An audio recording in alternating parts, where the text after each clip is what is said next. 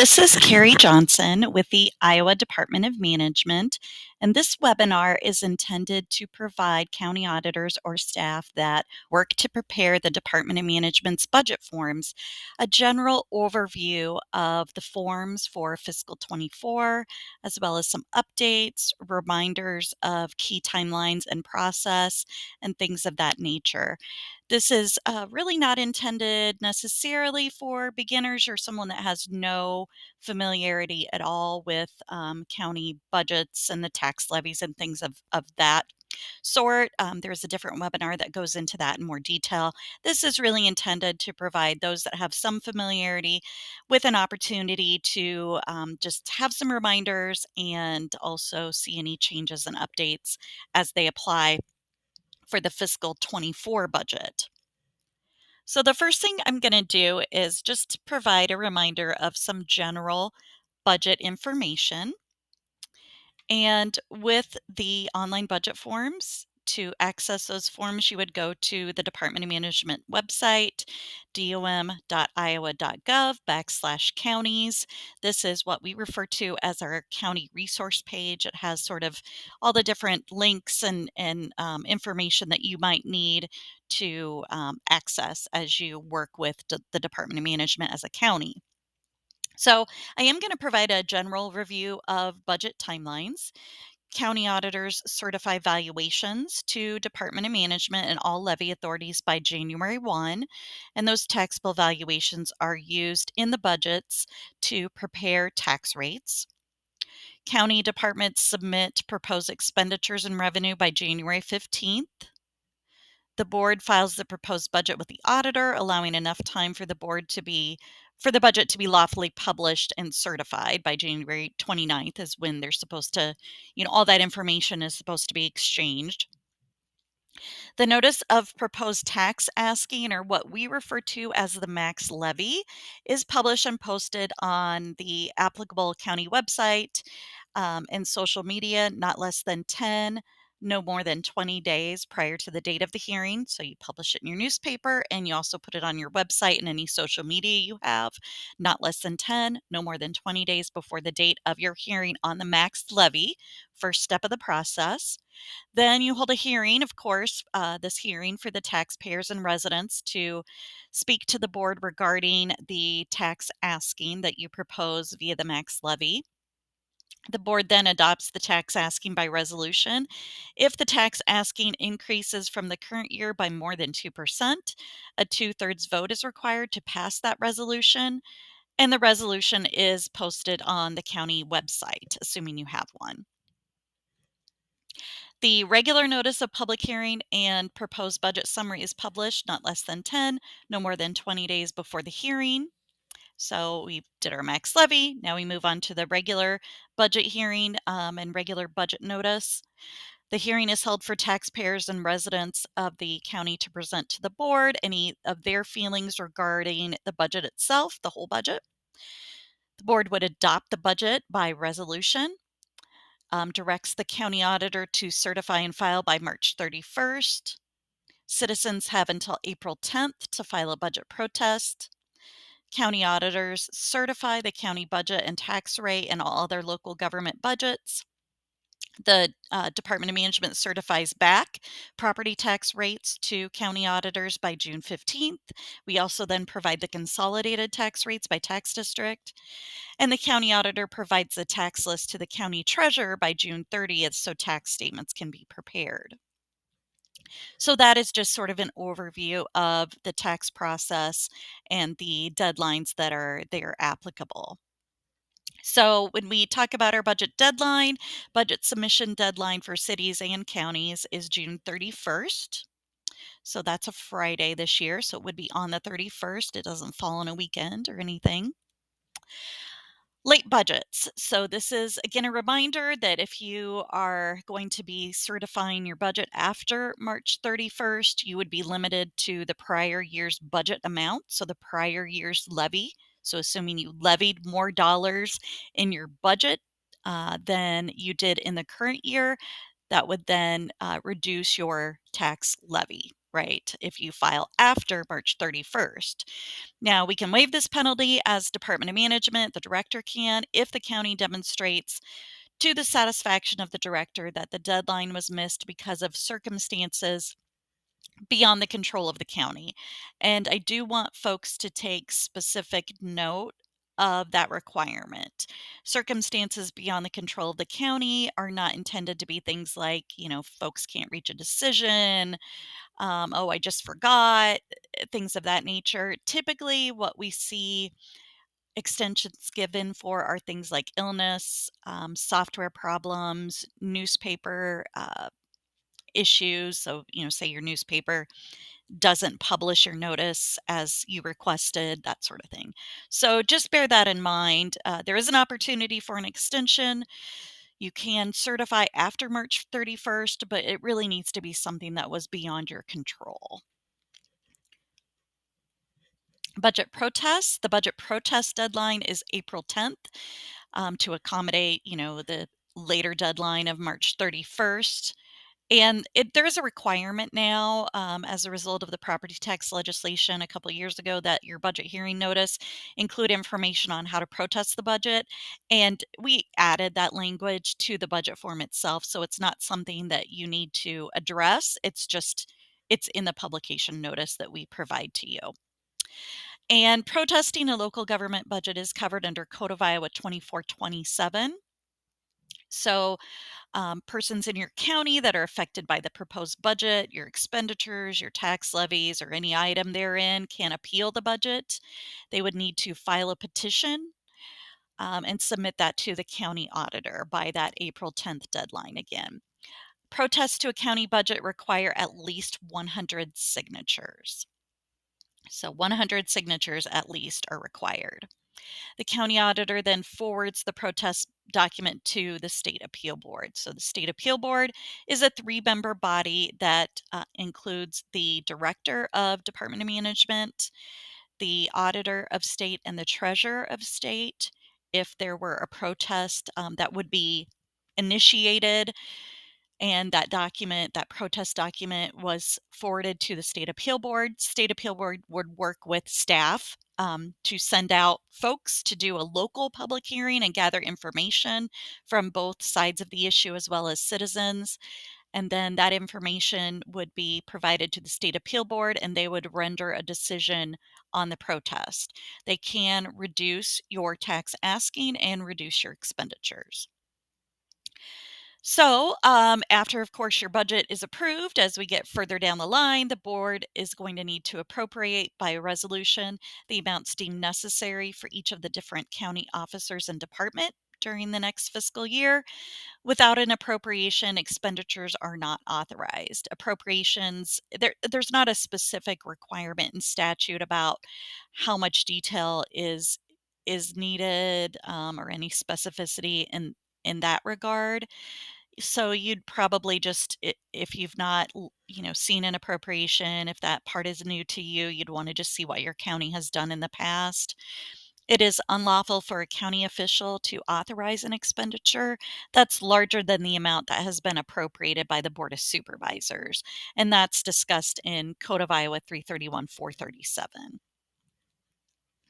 Budget amendments. So it is possible once you're in your year and making your expenditures, you might have a need to increase the total expenditures in any of your 10 classes of expenditures as they are listed on the adopted budget summary.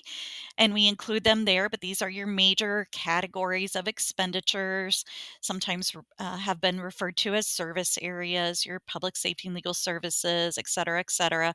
So if you're going to need to, as a county, exceed any of the totals by class in expenditures during the course of the year, you're going to need to amend your budget. And you do need to amend it prior to the expenditure being exceeded, right?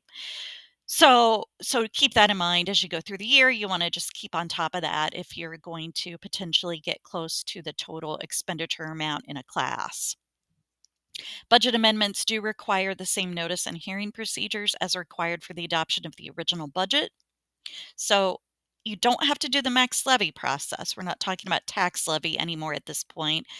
With an amendment, we're talking about going back to the public and asking for authority to expend more than you told them you were going to in your initial budget hearing, right? So we're really just dealing with the regular budget hearing process that you're going to be repeating essentially.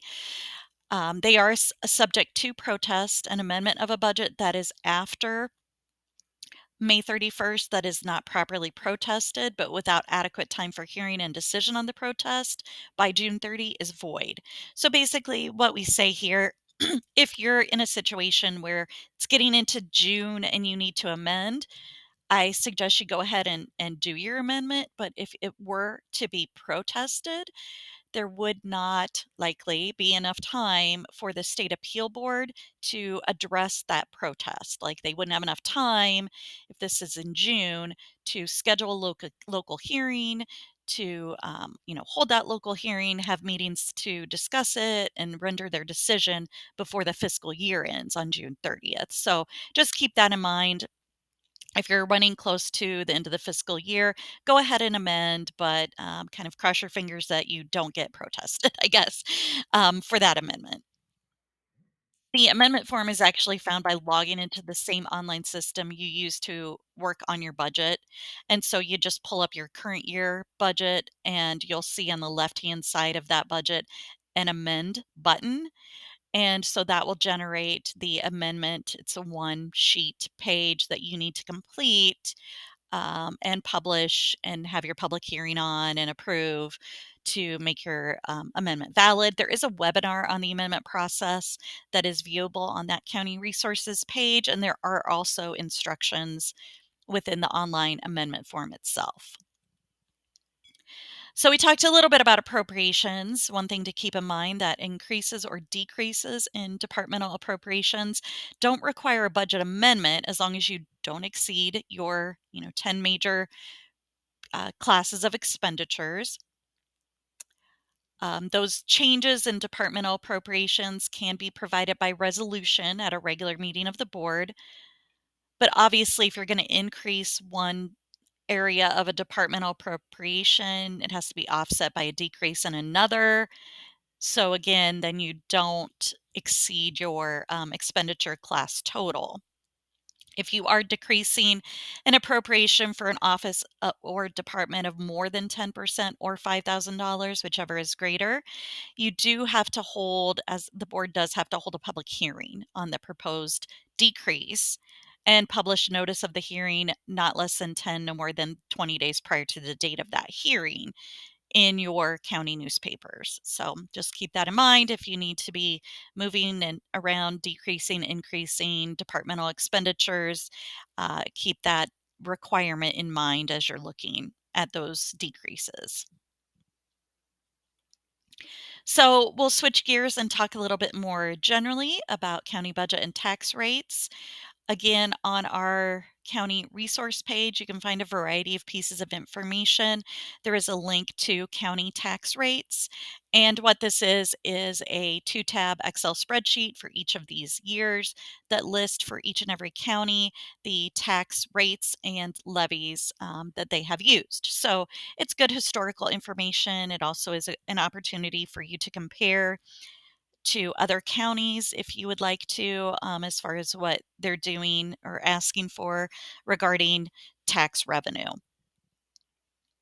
And this is just an example of what that Excel spreadsheet looks like. So you can download it, to your system and manipulate the data if you'd like to create some of your own local reports, etc. There's also available to you a county budget summary. Again, same sort of page, same sort of, start with the resource page. There is a section that talks about county budgets and AFRs. You can look at historical budgets and AFRs, like pull up the whole budget if you'd like to on one of the reporting systems. If you're looking at older budgets in AFR, you got to go to the old system. Anything that was 21 and newer in 2019 for AFRs, you go to, the existing system that we're working in now. But there are these documents called county budget summaries. Again, this is a 2-tab report, Excel spreadsheet that provides for you an overview of each and every county's sort of summary of revenues and expenditures. Expenditures by class, revenues by all the different types. So again, it's just a source of information if you want to look at something historical, trends, or do some comparison. And this is just an example of what that spreadsheet looks like. So let's talk a little bit about changes that you'll see for fiscal year 24. County MHDS, so that was eliminated as a tax levy per Senate File 619 that was passed in the 2021 session of the General Assembly. So because our budgets report 3 years of data, it's taken a little bit to sort of eliminate the levy and service area information from the budget form itself. So for the 2024 budgets, it's going to be similar sort of to the 23 budgets. You don't have any MHDS levy. And unless you're Polk County, which operates as a region, you're not going to have budgetary expenditures in Service Area 4. But because we're reporting 3 years of data, you're still going to report your actual fiscal year 22 expenditures from MHDS, right? So just sort of be aware of that. And there is no MHDS fund within the budget forms anymore, unless, of course, you're Polk County, which operates a little differently.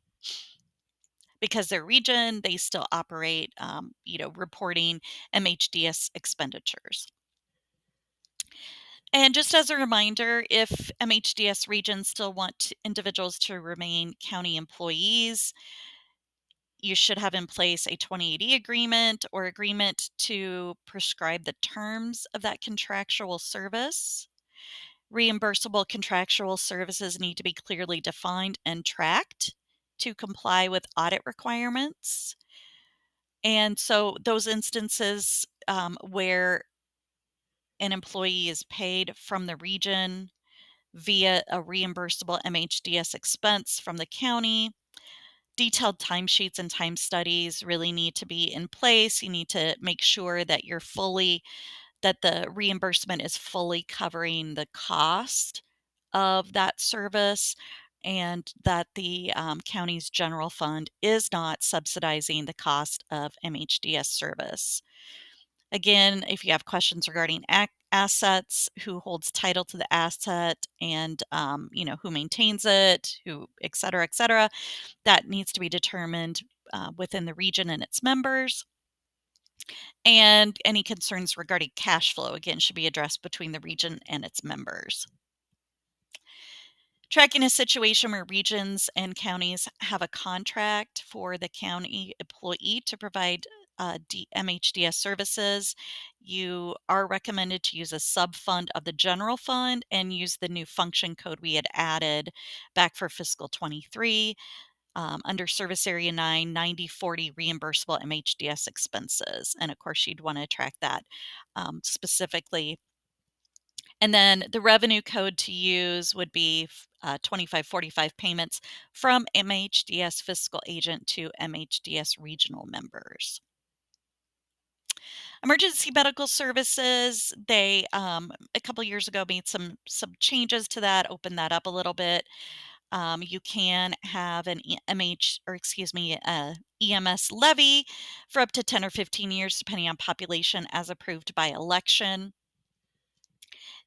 Senate File 615 back in the 21 session made some changes regarding this. You do need to have a resolution declaring EMS an essential service, and then, of course, a vote of the people to establish a levy. I know some counties are going through this process, or maybe have gone through this process at this point in time.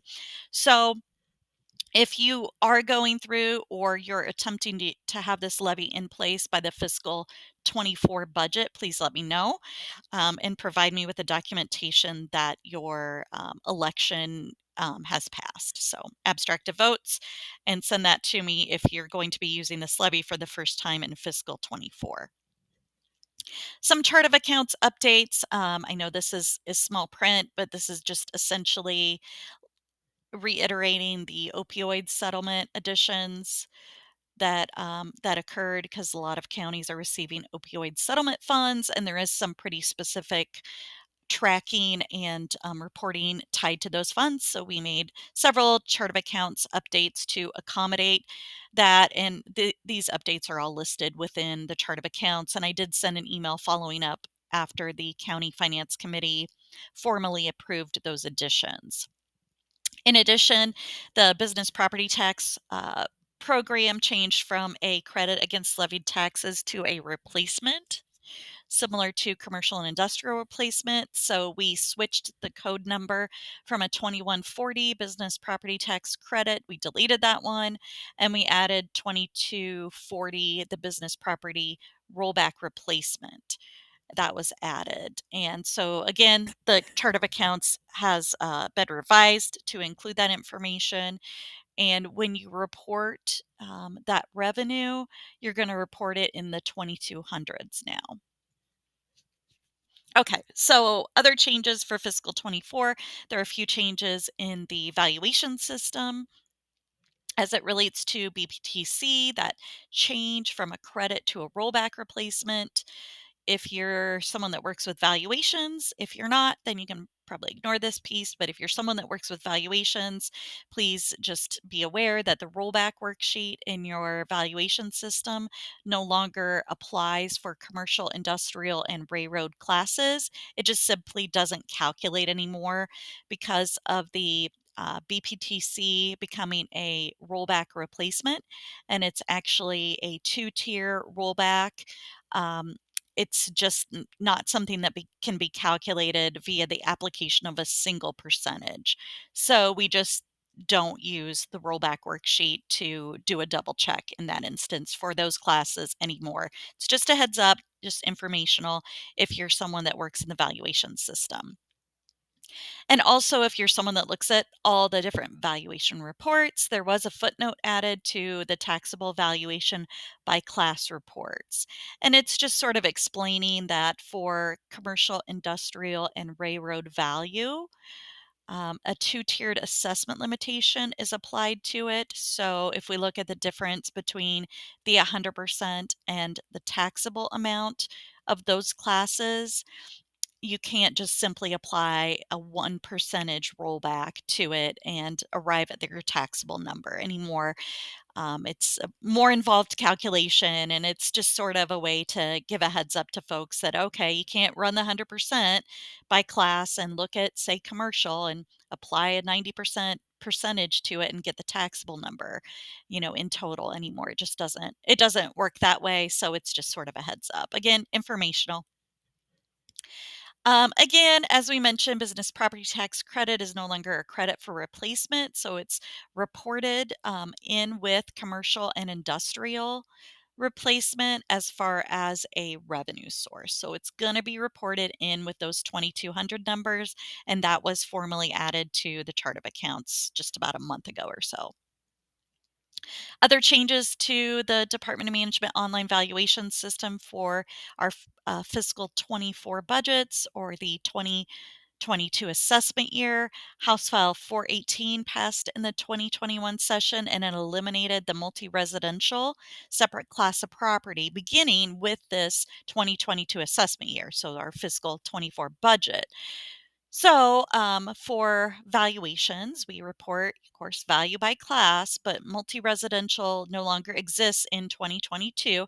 So it's changed back to a reserved column with that 2022 filing. And all of those properties that were multi-residential are now just part of the residential class. So if you were to look at a valuation report that was 2021 or earlier, you would still see the multi-residential option, and there's not any in this case, but you'd see properties potentially or value potentially reported here for that class. But beginning with 2022, this is going to be reserved just like that line, so it will be blank. Okay, commercial and industrial replacement phase out, just sort of a reminder about this. This is phasing out for counties either by over the course of 5 years or over the course of 8 years, depending on your previous valuation growth percentage in your county. Each year, you will receive, your county and county treasurer will receive a statement um, for all the different levy authorities in your county that receive the replacement. So each year, you'll be told, this is how much folks are receiving. It is by levy authority, is what the report tells you. So, say your assessor receives so much, your ag extension receives so much, and we know during the phase out how much folks are going to get, right? Because we capped it at the 22 amount and said, okay, either over the course of 5 years or over the course of 8 years, you're just going to get 1/5 or 1/8 a reduction in the amount that you got in 22. So, two things you'll see, you or your county treasurer will see a county statement that just says what everybody in your county is going to get. And then there is an allocation tool for all the different levy authorities, including counties, to kind of help you allocate that amount of revenue by your different funds. So we have estimated as the C&I replacement rolls off the books, we have estimated what those amounts are going to be throughout the phase out. And again, we'll provide an allocation tool each year when those amounts are paid out. But you can find that information if you go to this section of our website. There is a spreadsheet there that lists future payments in the title. Pull that up and you can see the amount that's estimated for your county as it rolls out. So you can use that for your budgeting.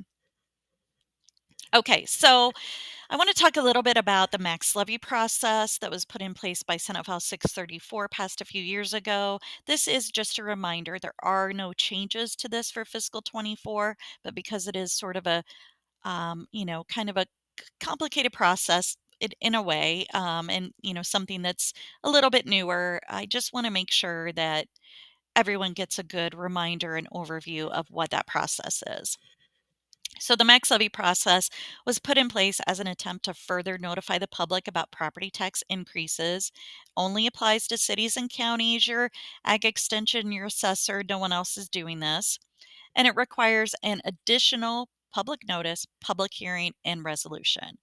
So you always did a public notice, public hearing, and resolution on your full budget, and you still do that. In addition, prior to that process, you have to also do this max levy process that requires public notice, public hearing, and resolution. You do have to have a separate, not less than 10, no more than 20-day notice period for that max levy hearing you're going to have. Certain pieces of information are shown on that hearing notice. Now, we provide that for you as far as the template and pieces of the information, but you really have to make sure you're hitting all those different things. Your notice has to be posted to the county social media, if you have any, and website. Your resolution has to be posted to that county website. um, just keep in mind these things because it is a kind of a specific process and you've got to get it right before you can do the budget piece of it, the regular budget hearing excuse me, hearing notice, hearing, and resolution. So the property tax notification, if we look at just that max levy piece, it's going to refer to your general basic and general supplemental and rule basic and rule supplemental. It does not address any other levies that you may be using in the fiscal 24. So the required hearing information on the notice is 3 columns of data. So column 1 is your certified tax rate and requested tax dollars for your general supplemental, rule supplemental for the current year. So first column is going to be current year information, fiscal 23. We'll populate all that for you. Column 2 is the rate and requested dollars as they would be for the budget year. So using budget year value, but keeping your tax dollars request the same.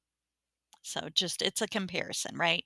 If we ask for the exact same amount of tax dollars, but we we're using our budget year value, which in most cases is going to be higher, what would that do to the tax rate?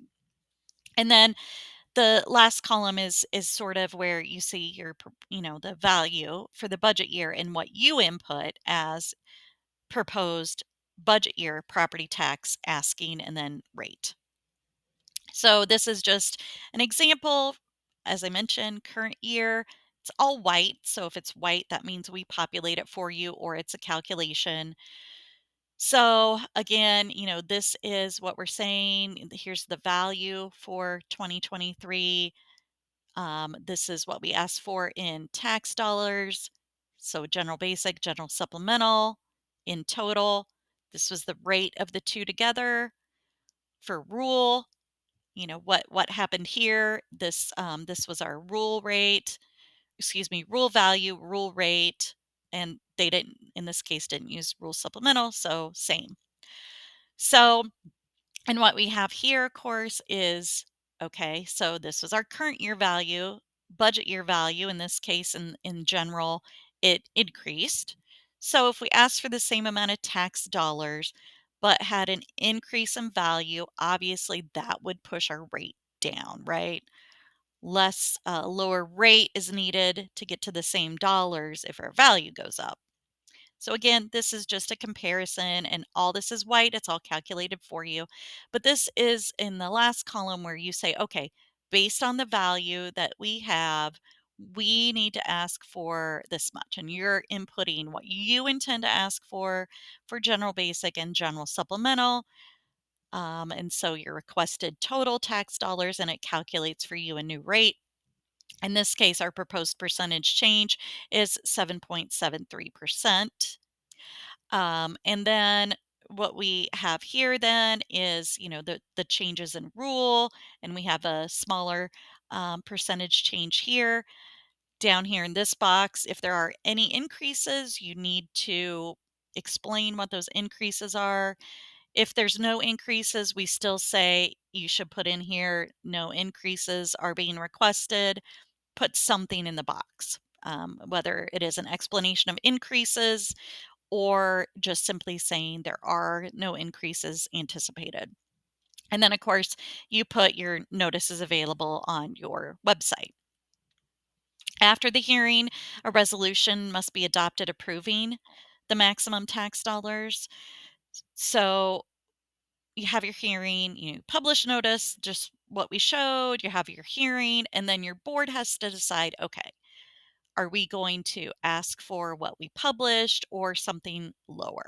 And that would be spelled out in the resolution. If the increase is more than 102% of the current year, the resolution has to be passed by 2/3 of the governing body, about a third, a little bit more than that, but counties have 5 supervisors. So in those cases, in those counties, they'd have to pass that resolution by 4/5. And then the adopted resolution must be posted on the county website and social media accounts and left up there.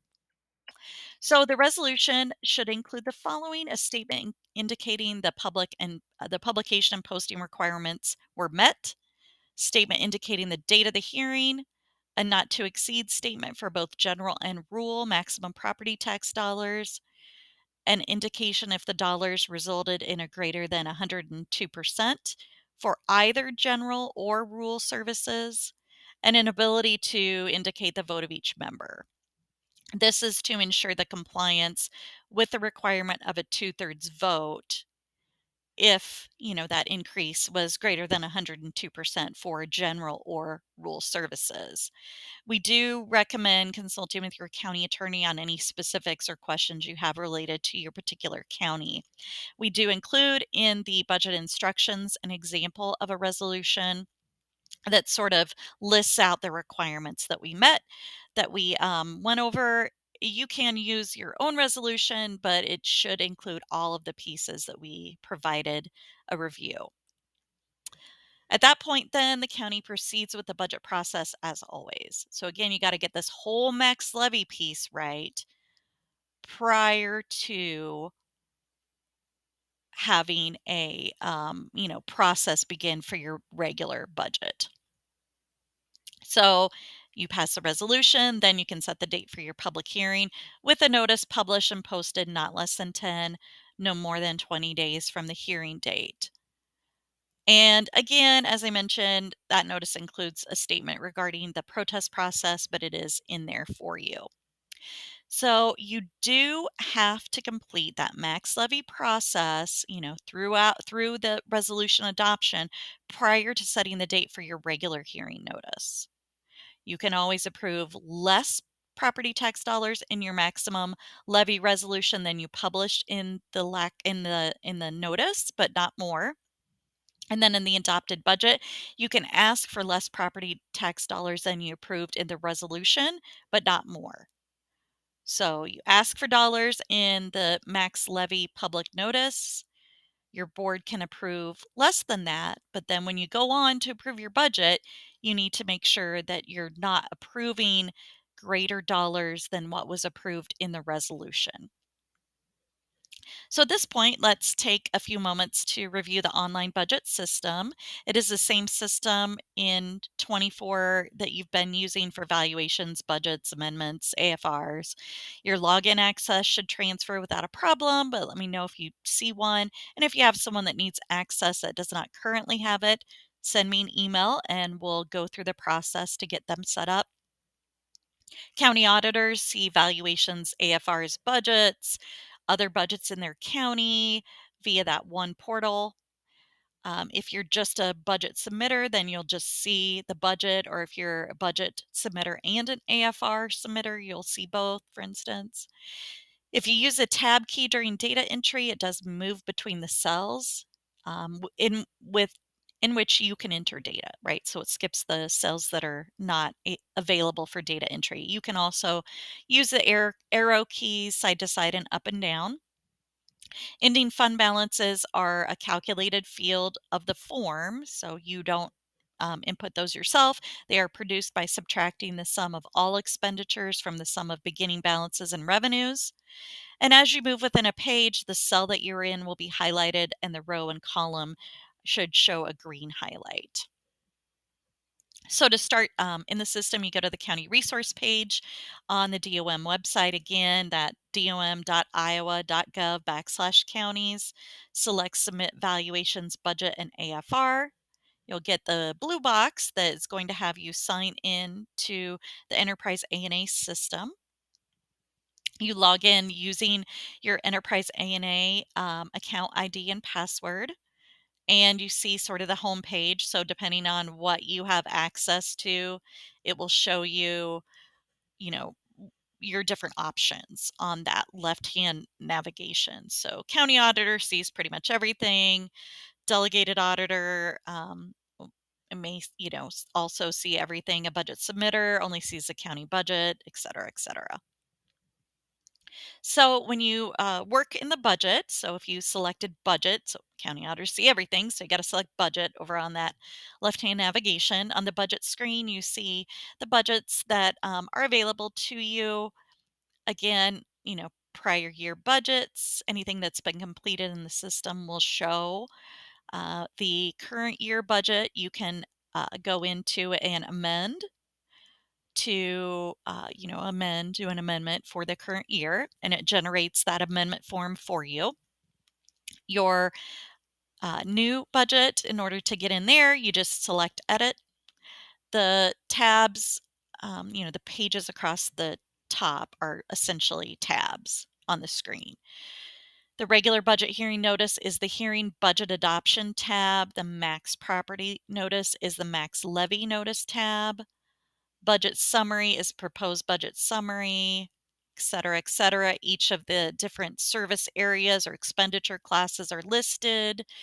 There's a revenue detail found in the revenues detail tab, long-term debt schedule. And if you're a county that needs to exceed either general basic or rule basic, you need to complete the exceed general and or exceed rule tabs. If you don't need to exceed, then you just simply ignore them.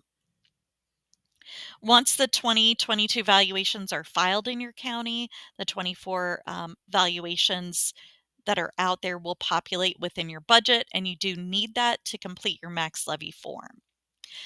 The property tax tab of the county budget forms are also going to display those values once they're filed by the county. Until valuations are filed, and anytime the county auditor or staff working in the valuations unfiles valuations in the system, you'll see the following notice on all the budgets in the county, including the county's budget, just saying, hey, your valuations are not in filed status, so either there's no valuations filed yet, or someone has went in and unfiled them so they can work on them, and of course that might result in a change. If you have any questions, and you're not the county auditor and you aren't sure, then just reach out to the county auditor and find out what's going on.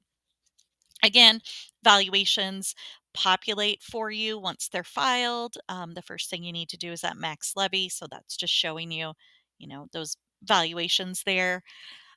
Revenues detail, just an example of what that sheet looks like. Again, blue cells you can enter into. White cells either are a calculation or they're feeding from another source. In this case, we're talking about the revenues detail, and the taxes levied on property is going to pull over from what you entered on your property tax tab. The different service areas pretty much look the same. So this is just an example of the public safety and legal services piece. Again, blue cells you're going to enter. Over on the far right-hand side, you're going to have to put in your actual data for the actual year that ended 22, and then you have to put in your re-estimated data for the current year, and then the budget year data is summed for you from what you enter as you go across. Service Area 4, of course, this is MHDS, and it is rolling off as we get through the years since the law had passed. But because there is 3 years of data, and in the actual fiscal 22, as a county, you are still expending from the MHDS fund and the service area, you will have to report any actual expenditures in fiscal 22. Reestimated current year and budget year are locked at 0, unless, of course, you're Polk County. So um, there's nothing you need to do with those. They're just populated zeros. You can ignore them, but you will have to input your actual 22 data. If you want to include additional electronic or virtual meeting information on your notice, there is a text box in the bottom of the public hearing tab to add any sort of additional information if you're providing a virtual option in addition to your regular physical meeting location. Once you're in the budget, you can check errors, you can save, and you can print at any time.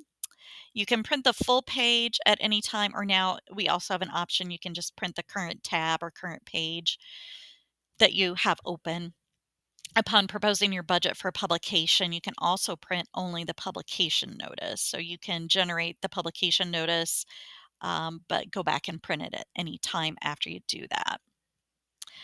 If in Google Chrome, which we highly recommend you use, you can select your local printer or do a save to PDF. That way you can, save that document off to your machine, print it, save it, send it as an email attachment to your newspaper, whatever you need to do. And then, of course, max levy tab per statutory requirements. Your first task is to complete that max levy notice sheet. The first column has been populated for you utilizing data that we already have on file. Upon completion of the max levy form, then you're going to select the button Max Levy Propose at the top left. This generates a hearing notice for you to publish and also post on your website and any social media. You will need to enter the hearing date, time, and place, and those populate on the printed notice. The system then, of course, generates the notice that you can print or save off to PDF, as I mentioned. So when we talk about the order of work, at any time you can go into the system after I've let you know that it's out there. You can enter data into your supplementary pages of the budget forms, or anytime during the process. I highly recommend you go in and you just plug in all your actual year data. You already have that, from your AFR. You can go in and plug in your re-estimated, your fiscal year 23 data at any time, kind of get the ball rolling. But as far as the fiscal 24, things that you have to do, you must complete that max levy process prior to trying to propose the entire budget. Like, got to do max levy first, just sort of an underscore. It actually, system won't let you propose the regular budget notice until the max levy notice has been proposed, because you'll see that it will be grayed out. This here is grayed out until the max levy has been completed. Once you've proposed the max levy, then this becomes blue and available because it's saying, okay, you did the max levy notice. Okay, now you can do your regular hearing notice. You've got to check errors, of course, and you cannot publish your budget unless you check your errors. And anything in red is an error. If you see anything in yellow, it's just a warning. Check errors again. Hopefully you have no errors, and it will tell you congratulations, no errors found. When error free, you can propose and publish your budget to obtain the regular budget hearing notice. And then, of course, you propose, publish, you get the screen to enter the date, time, and place for the hearing notice for your regular hearing. That populates for you, and you do a propose. Similar to the max levy, again, system generates the notice. You can save it off to your system. You can print it. If you're exceeding the general basic and or rule basic, you must also publish those notices. If not, just ignore the pages. You don't need to print them. And you can also, again, as I mentioned earlier, go back at any time and access that public hearing notice and just go to print at the top and you'll find it. Following the public hearing, the board may make any allowable revisions, which are only to decrease the tax asking or expenditures. So if the board wants to do that, you go in, you return to draft, which basically just opens up your budget for edits and you can make your changes. The budget then is again proposed and published with the button, but you don't actually publish in the newspaper again. You leave in that original publication date because you are decreasing.